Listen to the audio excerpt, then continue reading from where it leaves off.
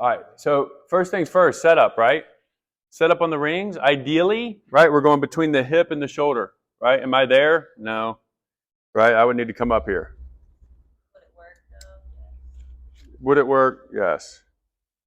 We want to teach the members that no, somewhere between hip and shoulder. So that to me is probably a bit better for my height. The other thing that you think about in the setup of the rings is the distance of them being apart. All right, you want to be shoulder width apart. Okay, an easy way to get there: elbow to fingertip. All right, elbow to fingertip is my shoulder width. So just have somebody go elbow to fingertip. There you are. You're shoulder width apart. So I'm good height here. I'm good at my distance. I'm ready to go. Right from there, you're going to think about the setup being where does the body need to be in relation to the rings, and how do the hands grip the rings? Okay. For the grip, an easy way to set up on the ring grip is the half little moon shape crevice of your wrist meeting the hand fits very nicely right on top of that ring, right? Very nicely, like almost perfectly. It just fits there. So that's step one, and then you can then take the hand in and grab the ring. Okay, that's called a false grip, by the way, in gymnastics. That's false gripping the rings. What that does is aligns the knuckles very nicely right onto that ring. See that from that angle, right?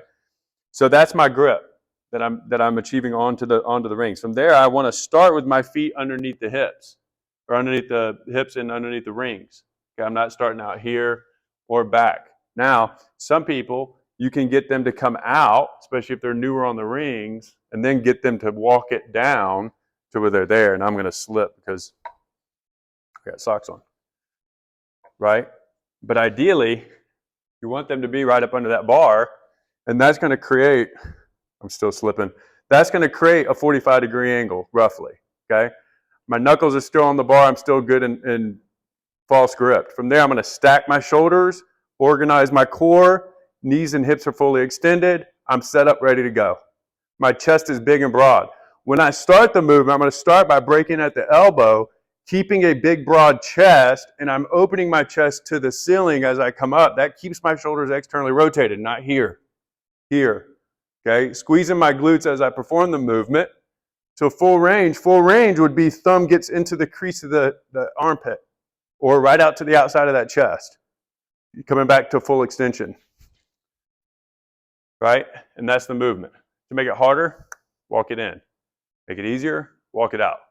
Change your vector. Right? We'll change the load that gravity is applying to the body. And it can go on up, feet can come up, you can get fairly advanced there.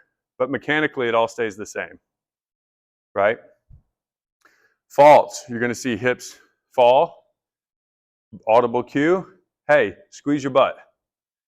Flex your quads. Get your legs tight throughout. Keep them tight throughout. Those are all good audible cues to help with that, right? A common one you're going to see is immediately after the very first rep, that shoulder comes out. Okay, they're not able to keep that in, right? So you want to work, is it audible? Does the cueing help optimize it? And can they then sustain that? If it is, it's a neurological motor control issue, and you fixed it real quickly. If they're not able to, it might be a physiological issue. And you'll have to get that scap stronger. Can we do that? Yeah, scap pull-ups, banded scap rows, one-arm banded rows, blah, blah, blah, blah. You know, crossover symmetry, getting that scap strong, right? By the way, most of the people that we serve, very weak in their scap, just because of our environment. Most people are sitting down at a desk in this kind of position. This creates a massive amount of weakness in the scap and tightness. So you got two issues really, right? And so we got to get them open back up. Pulling is the way to do it. Getting them to starting to pull, right? I would even say you need to pull 2 to 3 times more than we're pushing because of the environment which most people are coming from. So we're pulling a lot more than we do come here, okay? But those are going to be the biggest common ones. You're going to see the hips and you're going to see the shoulders, okay?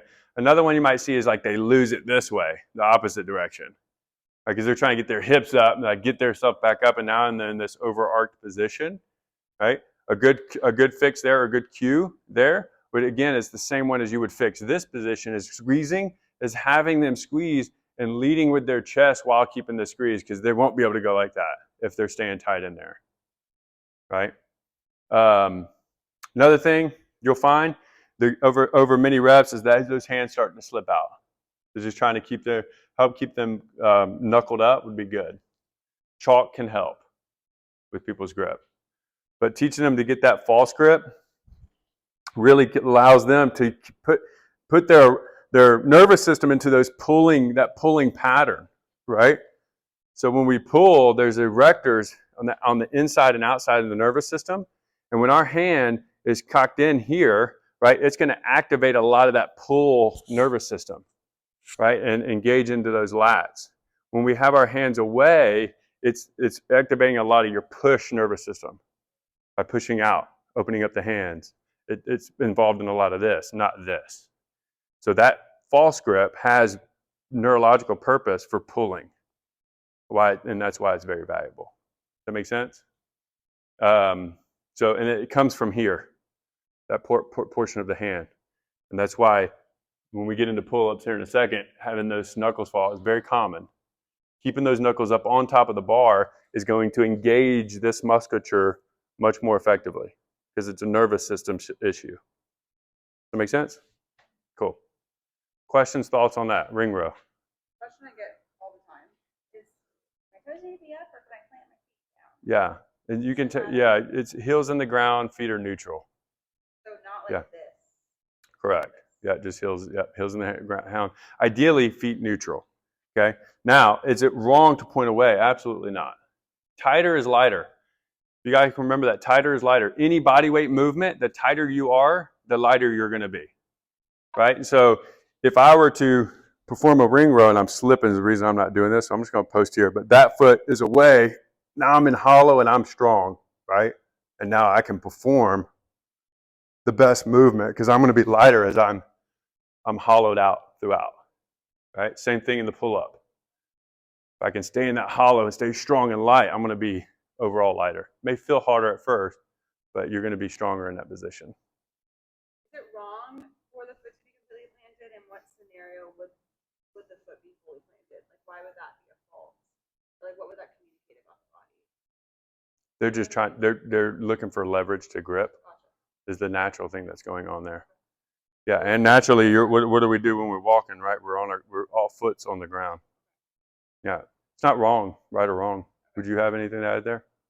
No, it's kind of like what we were talking about this morning. Like if there are other things happening because the feet are flat, right? Like if they're losing the rest of it, then that would be a problem. Like if it fixes when you lift the feet up, then that'd be a problem. But if everything else is fine, I don't see a problem. Yeah, and that's commonly what you see in beginners. So the people we serve, right?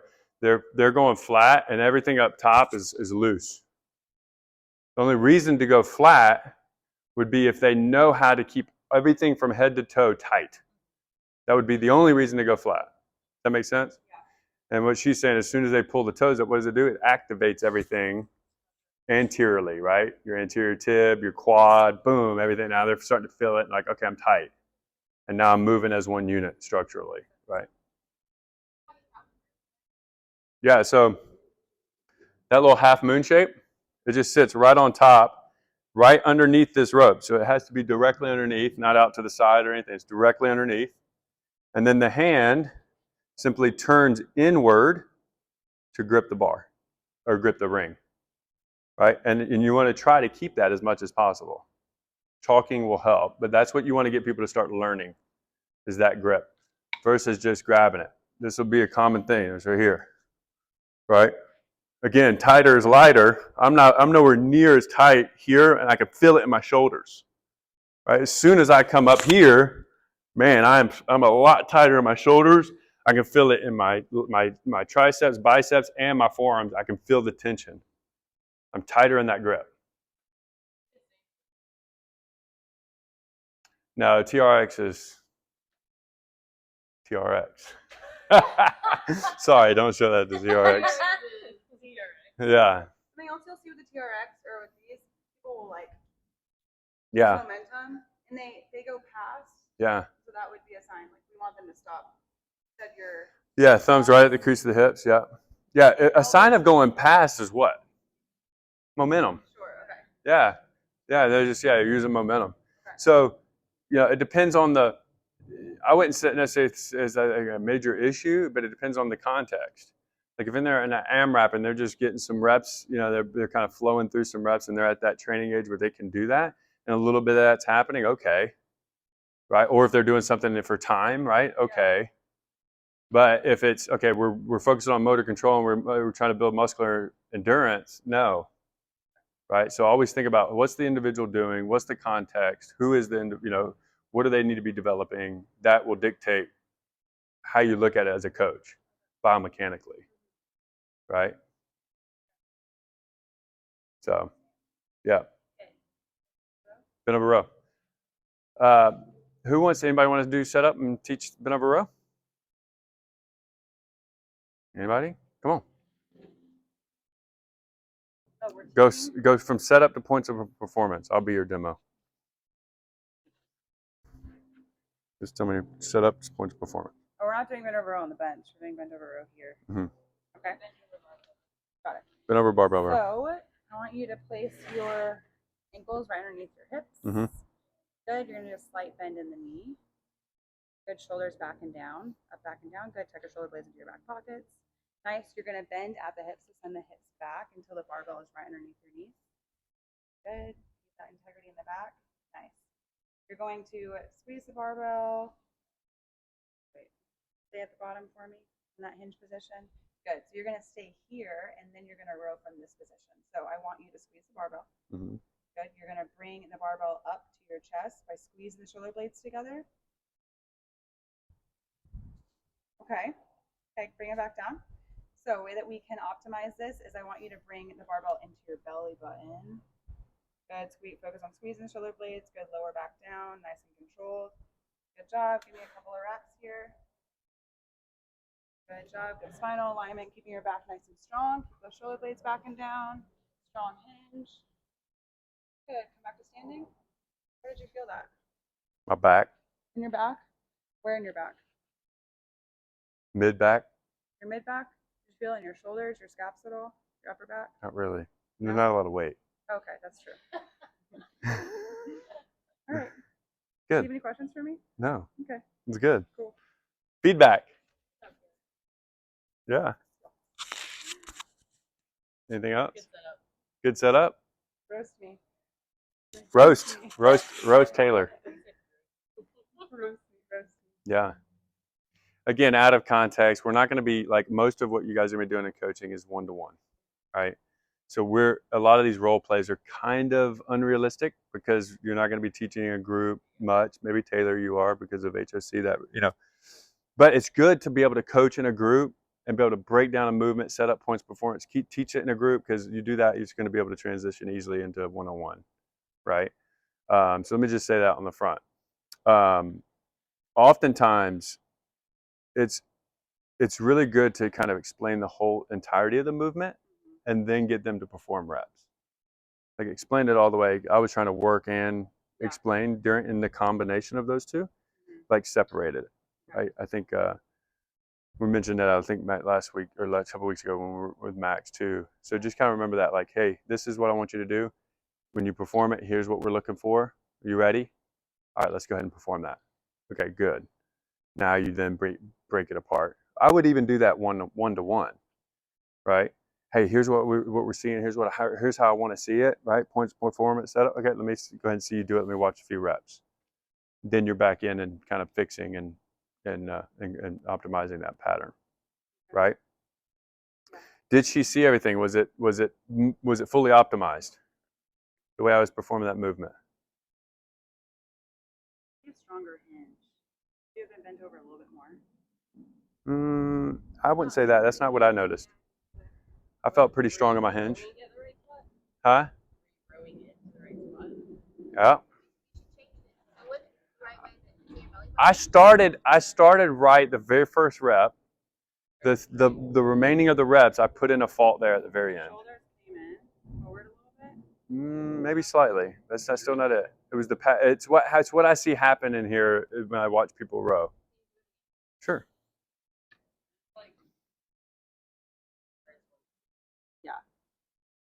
Oh, the bar's too. Yeah, it's too far away from Oh. Yep. So I started right. You'll see this, boom. And then it's starting to get out. Why is that? Why do we see that? Why do we see it often? Yeah, they haven't learned how to engage, keep the lats engaged as they row. What's happening is they just know that the weight's in their hand, they got to row it. Where's gravity taking it? This is hanging. This is my hanging position. This is naturally where people go that aren't trained, that haven't trained enough in the gym, right, to know to pull that bar in, right? Break that bar, keep it in, keep the lats engaged, and now I'm rocking. Point A, point B, back to point A, right on the knees. Or right below if they got that dexterity. Does that make sense? So throw that in. That's probably the most common thing I see when I just watch people move in the gym when they're doing this pattern. They typically set up great because, by the way, when you guys are teaching bent over row, hopefully, right, they have a good deadlift. I'll say deadlift it all the way up, get organized up top, hinge into the position. Much easier to feel the position and know where it's at, and then begin the movement. I still do that when I do this movement. Rarely do I get it up in there and then go. If I'm in a hurry, maybe. If I'm going heavy, no way. I'm getting set, I'm hinging in, and then I'm going, right, into that bent over row. Okay. Another common fault. What are some other common faults? Let me see if y'all can pull some out in your own brain.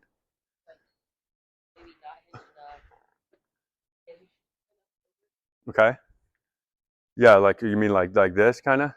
Yeah. Yep, that's a common one. So what's a fix? Yeah, maybe get into the hinge more first, like slowing them down. Keep them, pushing the butt back, right? Those are all kind of good audible cues to get there, right?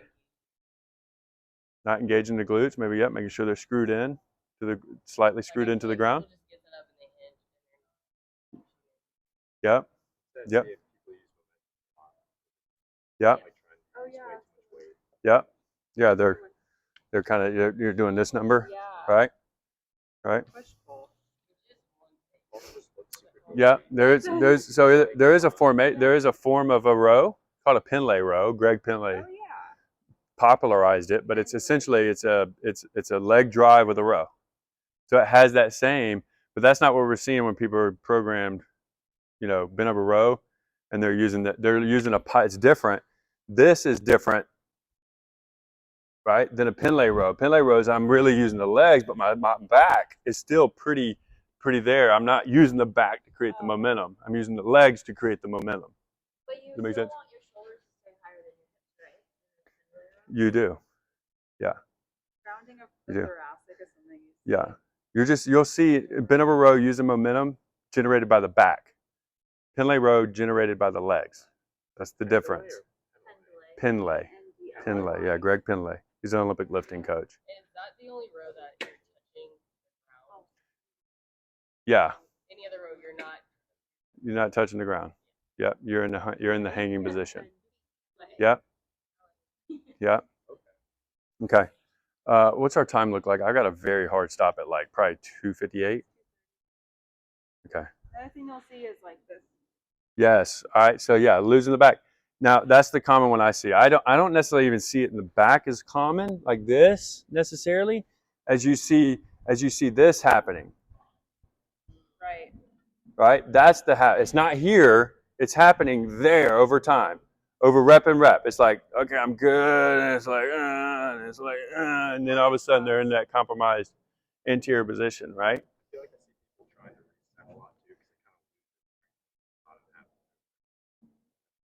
In the body, like as they're going down, they have to kind of reset.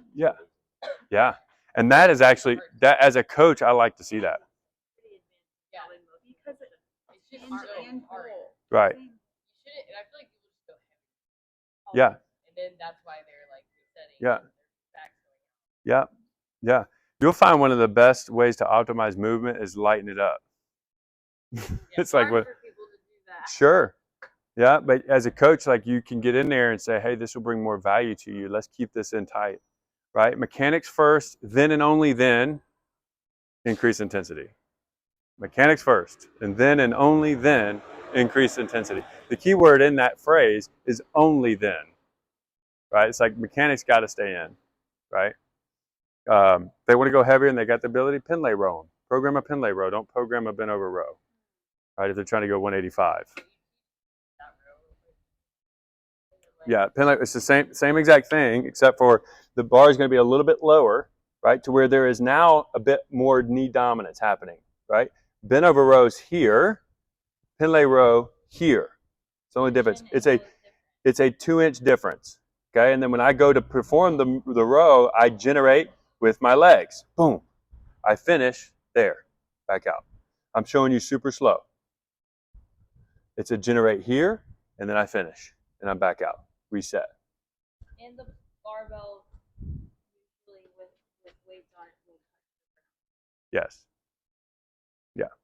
Because that 2-inch adjustment is going to be hitting the ground. Yeah. You're kissing the ground with the bar. No, I'm talking very specific individuals that kind of want to go heavy here, and they've earned the ability and they're capable of going heavier. They maintain mechanics, but they're trying to go so heavy right now that they can't quite. They're generating it from the back in the bend over row, so they're going too heavy where they're having to do this number, right, to generate it. Well, but they've trained enough. They have enough training age where they can do a Pendlay row, and they want to go heavier. Drop them down, let them drive the row, and try to keep that back, and let them generate with the legs. Yeah.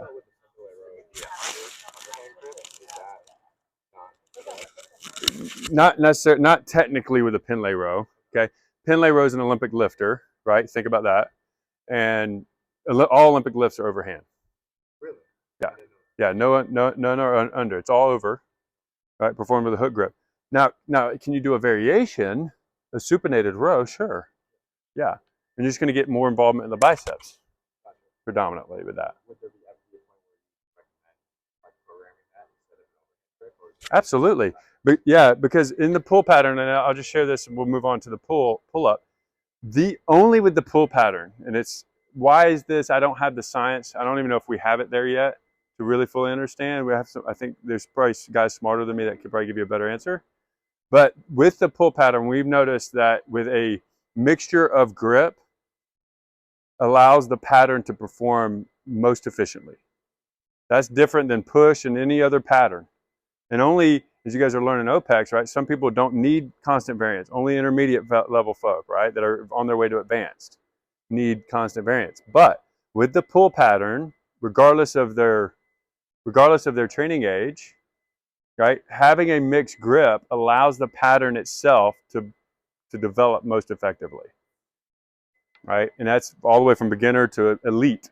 Like you train it, if you train it with mixed grips, all over the place with any pattern. It doesn't matter if it's horizontal pull, bent over rows, vertical pulling. It doesn't matter. Small micro changes of grip can make a big difference. And it could even be like literally like boom, that could be a change, right? It could be even that could be a change. That's enough of a small micro change in the body for that pattern to grow. And the pull pattern is that one pattern that really does well with that. Is that helpful? Yeah, I really encourage y'all to really stick that as a remembrance in your toolkit, and as you're programming, be thinking about how often am I mixing their grip, and then do it in your own training as well. say I was doing a 12-week cycle? Huh? Change it every 12 weeks. No, I'm talking change it every session. Really? Yeah, I'm talking like I mean, within reason. Like some, depending on the person. yeah, but like if they're even beginners, like you can go 2 weeks and then change the grip. As long as let me caution that. With a beginner, you can't introduce too big of constant change because then they'll lose the learning, right? But if it's a small grip change, it'll actually increase their learning, right? With intermediate advanced level people, you could change the grip literally every session in their pull, and it will bring massive value. They'll advance quicker in their pull, gain strength faster in their pull than with any other pattern. I had Doug doing like a complex where he's doing AMRAP, pronated, AMRAP, supinated, AMRAP, neutral, AMRAP, omni. Cool. That's a good variation. Yeah. It's like one time per, I think. Yeah. Maybe it's 3 times. Yeah. It's 3, so. That sounds like good variation. Doug Yeah. gets it. Okay, he needs to be challenged. Yeah. That's good variation. Doug's my favorite character. I'm so glad. Let's Okay. So pull up. On the pull up, they're going to go. Let's go on this model. So All right. Grip, shoulder width apart. Okay. Knuckles face the sky. Okay. False grip. Look at notice where my angle, if you look at me from the side, my wrist and hand have an angle, a slight angle to them. Right? And that pinky is on top of the bar. Okay. That's my best grip on the bar. And I want to try to maintain that the whole time. Okay. From there, our big five need to be involved. Right? What are the big five? Shoulder retracted and depressed, braced, right? The bend is the only one that's not in here, right? Tighter is lighter, but my femoral rotation is in there. There it is. What does it do to my butt? Boom, turns it on, right? From there, shoulder retraction and depression. Finish my pull. Chin over the bar, back to standard position, okay? And I lead with the elbow, technically in the movement. My thinking, though, is I'm pushing the bar away to get the depression and the retraction, and then I'm pulling the bar to my throat, right? And having that control at the top, right, without losing anything in the bottom, right? And again, that femoral rotation is real important there because that squeezes my glutes tight. I'm nice and braced, right? And then I can come away, and then I can finish, and then I can back to a start position. We want to get people pulling in that way, right? And then do what you have to help them maintain that position.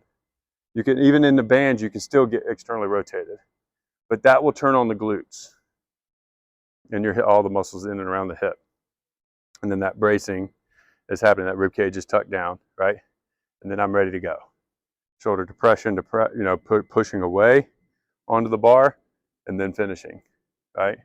The key is the knuckles. The big faults that we see is this happens over time, right? And we're still trying to pull here, right? And we start to lose stuff, and we're trying to just get there any means possible, right? And I've done it. We've all done it, right?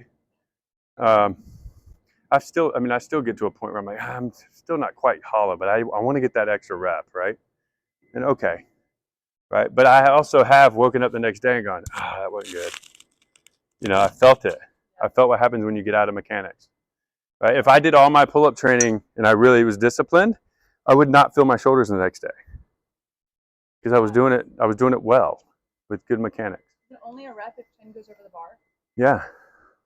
Unless you're doing it purposely, there's variations. Yeah, there's guys, they get in here and do this like behind the neck stuff, like to the head stuff, right? Like that's think about like a floor press, right? A floor press for a pull up is just take your head straight to the bar, right? That's a floor press. Chin up, is it different in that you're still pulling? With the chin up? Yeah, any variation of the grip, you still want to have the same kind of depression. Yeah, it's harder to pull away on the bar because you're pushing the weight on the bar here. It's harder to pull the bar away. But that same action, right? And I got a banged up wrist, so let me go mixed grip here. Somebody else can show if you want, but like it's still right. That needs to happen. Get in good position. Yeah. Think about the efficiency of it, though, right? Am I further away from the bar here or here? Here. Right. That's further away. Right. This closes the angle. And then let me ask you this. Are you stronger in a pull from here or from here? All day long, right? People can bend over row a lot of weight. Right? That horizontal pull is always stronger. Well, in some ways, I'm trying to get into a horizontal pull as best I can. You right? finish back onto the bar. Yeah. And some gymnasts can get there. They can actually get past. It's called a planche. Like they can get there with their whole body. Very strong. In gymnastics, they call it like winging, bat winging, right? And that's the idea, is to get there, right? It's wise for us to learn from gymnasts because they're the best in the world at doing bodyweight stuff. And that's how they perform their pull-ups. They wing first. They engage the bat wings, and then they go. Yeah. But y'all noticed that in the 5 foundational pieces in there, right? Returnal rotation, brace. The only thing that went in there was bending. Okay, but shoulder depression and retraction was in there. A little Yep. bit of bend maybe in that hollow position. slightly, Slight. but the hip flexors are Yeah. engaged. Yeah, and you'll notice like when I do my pull up, like I lose a little bit. I don't stay like perfectly rounded. I have a little bit of a loss in that, but that's okay. Yeah. Why is tighter lighter? Kinetic chain. She studied kinesiology. She'd probably tell you a little bit more of the science of it if you remember. But it's because the kinetic chain is connected, right? So let me give you a quick example. Come on up, real quick. So take your hand, spray it out like that. Okay. Everything's connected. You're looking here, you're nice and tight. What I'm going to try to do is I'm going to come here and I'm going to come over and I'm going to try to bend your arm like that. You're not going to let me. Okay, you ready? Go ahead and spray your fingers out. Yep, stay nice and strong. You ready? Break my arm. Right? I went hard though there, right? Yeah. Okay. Now what I want you to do, we're going to do that again. And when I tell you, I just want you to close your fist. Okay, go ahead. No. No. Yeah, go. I'm going to try to break Okay. you first. Ready? Don't let me. Okay, go ahead and close your fist. You see it? She closed off her kinetic chain. Sure did. Do you see what just happened? And she collapses. It can even happen. It can get really nerdy here. Do the same thing, and I just want you to take your eyes and look up to the ceiling when I tell you, okay? Don't let me break you. Ready? Look up. She lost it too, right? Not as much, but she lost it. So, having the eyes focused on stuff when you're moving, right, is extremely valuable for your kinetic chain. Focusing on something very small and being really focused in on it will help your movement. Meaning, like, your muscles are off. Yeah. So if you're engaging your feet into the ground while you're doing a bench press, Yep. it's basically these muscles are actually moving Exactly. the muscles. that are- Exactly. Because of your kinetic chain. And they're small, and this is another reason why we tell you, like, grab the ground and push into the ground with your toes. It's connecting more, and you're going to get stronger, and everything's going to fire as it should from a nervous system standpoint, right? Which is really where strength comes from. Yeah, size and muscle and all that stuff matter, but it's this nervous system. It's the ability for those little fibers to communicate from your peripheral nervous system to exert that force that's needed, right? When you think about it, if everything was efficiently firing, right, you're maximizing its ability. That's what kinetic chain does. That's why tighter is lighter. Tighter is more efficient. Tighter maximizes your strength ability, right? But in essence, it's lighter in a way. It's not technically lighter. You weigh the same. Feels lighter, yeah, because you feel stronger. Yeah. Faults for the pull-ups. Again, the biggest ones I see are hands. You really teaching people like, hey, chalk up. What are some other cues that you can give audibly? You can say, like act like you're wringing out a wet towel. Many people have done that, kind of wringing out a wet towel. If people have like, you could just say like you're trying to roll the bar forward. Try to roll the bar forward. That will get you there. So if I'm in here about to do my pull-ups, hey, roll the bar forward. Okay, let me get up there and then kind of roll it forward. Right? Act like you're wringing out the towel, whatever. Right? I've even got people up there and like shown them like, hey, get your pinky up there. Now maintain that. Oh, okay. They begin doing it and they feel stronger pretty immediately. Other things are their body position, right? They're doing their pull-ups and just kind of, getting here with their legs sprayed out. Here you see often this kind of stuff. This is not as strong as that, right?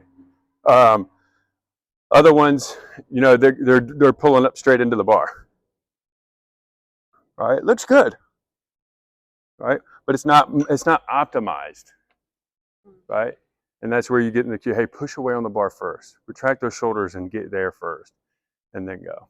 You can show them visually. People want to do this because they can technically do more. Yeah. Than if they're Kick the straight. air. Yeah. Like so many people, I'm like, go straight and then I look back and They're trying to, still doing. yeah. Yeah. Whenever I do like weighted pull-ups, Yep. I always like naturally want to hold the kettlebell and have my feet back. Yeah. So I would be better if it's just dangling with my feet out. Now, technically, kinetically, yes. But now I do the same thing with weighted, especially with a dumbbell because it drops. Then it's Yeah. long. No, weighted belt would be better.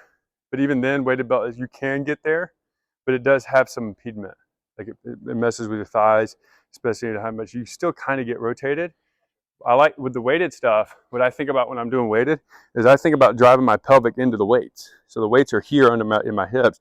I'm just pushing my hips into the weights, right? And then trying to perform the movement. Yeah. Anything else? Pull up.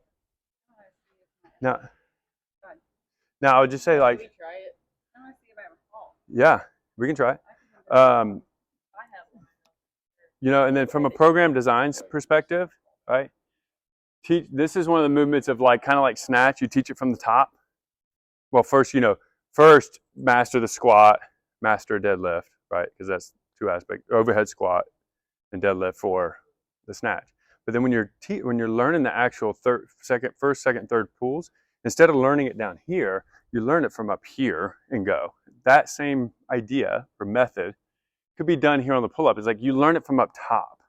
Because it's, if you can get people set up on a bench, and they gotta jump up from the side of it or whatever, and they gotta jump up there and get organized first. Like I'm really tight here, right? And then, yeah, exactly, eccentric out, nice and slow, right?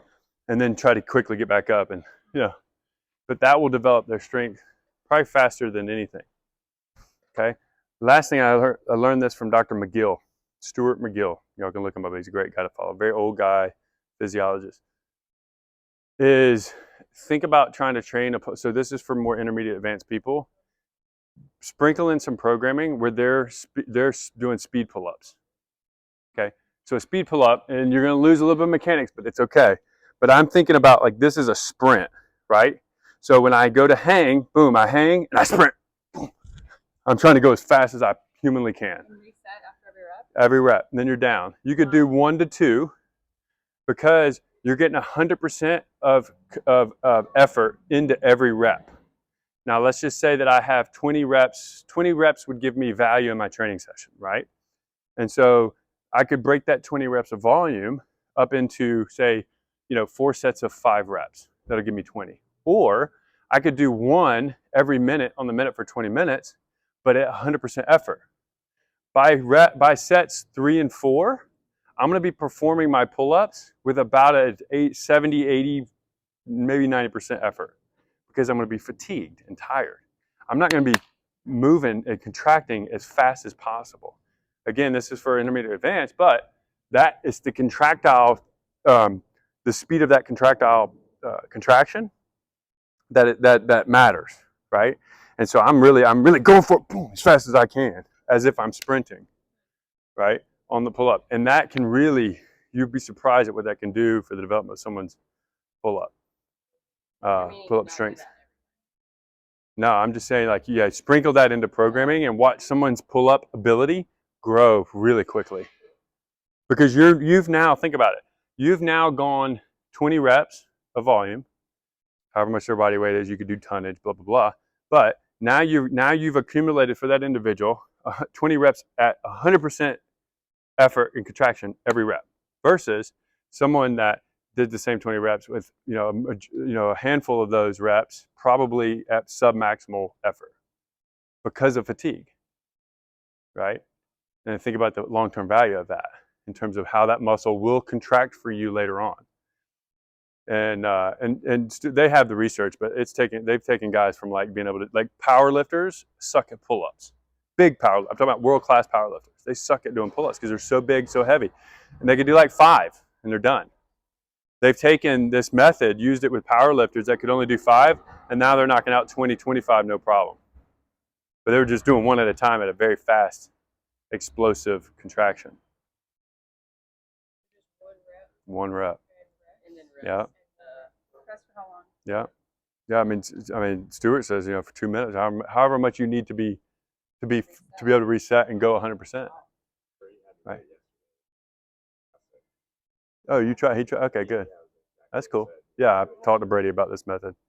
I just wanted to share with you because there's some really strong evidence with it and experience, and it's fun for guys that are. I do it too, so it's fun. It's like I got to sprint. Sprinting's fun. Yeah. How's our time looking? Okay. Yeah. Did I miss anything, or do you have anything to add on the polls? I did want to just address real quickly on the single arm. Just when you guys are teaching or having people do the dumbbell, just be mindful of structural alignment. Okay, like my knees need to be in alignment. My joint here from my wrist to my shoulder needs to be in alignment, and then everything else applies. Right? It's like shoulders back and down, retracted. I'm braced, and then I can perform the movement. Oftentimes, I'm seeing a lot of misalignment. You're either here, right, doing this kind of stuff, or somewhere else, right? But generally, we want to teach people first good body awareness and alignment and symmetry, right? There may be reasons to do other stuff, right? Later on, like you might see, you know, bird dog stuff, right? Like, you know, and that doesn't need to be in alignment, right? Bird dog rows or whatever as they advanced out. But for most people, they need to just learn good setup mechanics that I'm in alignment, everything's organized in under symmetry. And then they're pulling with a nice vertical pull at the forearm. Okay. There may be reason as they advance, right, to depending on what you're doing, especially in bodybuilding circles, right, to kind of pull back further. I'm going to get lower in my lat, right? I pull higher, I'm going to get more in my delt, my rear delt, right? So the angle matters there, right? But for generally speaking, we want to just see that forearm be nice and vertical in the top end of the row. That forearm should be vertical. That's where they go. For level 2, can you just show where the ending is? Yeah. Yeah, do you want it further back? Single arm or- dumbbell. Yeah. So single arm dumbbell, if I'm performing that, right, it's at a 3010. So I'm 1, and I'm 1 1000, 2 1000, 3 1000, 2, 1 1000, 2 1000, 3 1000, 3. And I'm executing a little bit of a pause up top. Doesn't need to be there. Are you saying? I'm just where trying to you're control. pulling people towards the back pocket, or like? Yeah, more towards the crest of their hip is where they're. If you look at my alignment, see, I put my hand in. I'm at 90 degrees. I'm at the crease of my hip. Right on that top crest. Yeah, so you could point at people's crest, tell them, that's where I want your forearm to go, right? And under that test, seeing it.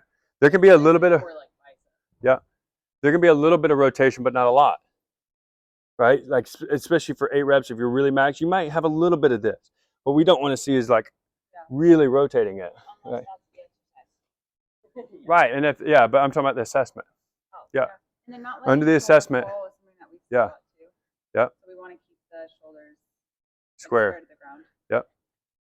Yep, all those other things apply. I was just trying to address that little bit of setup here that you see often.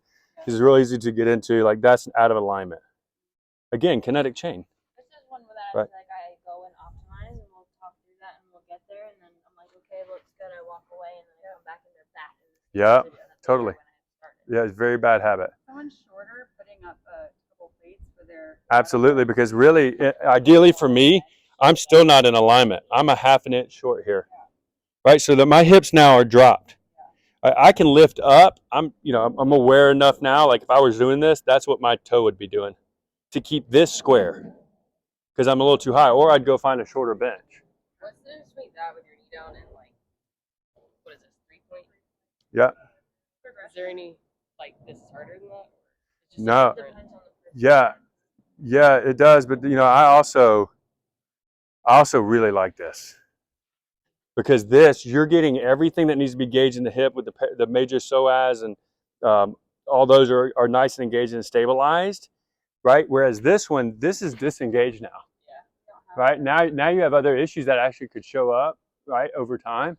So this, to me, is far superior. It's the exact same angle.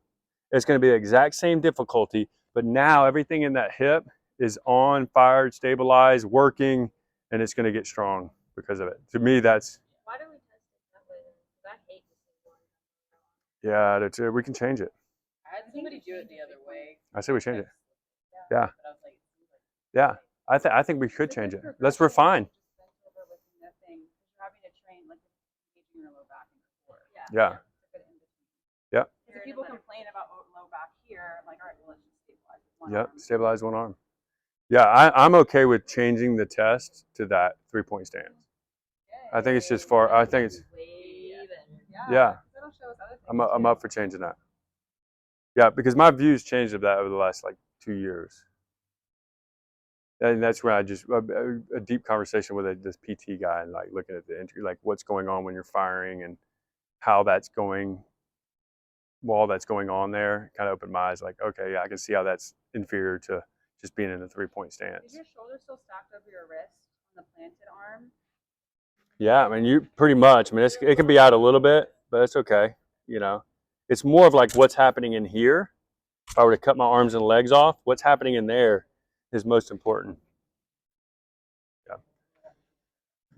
All right. Is that helpful?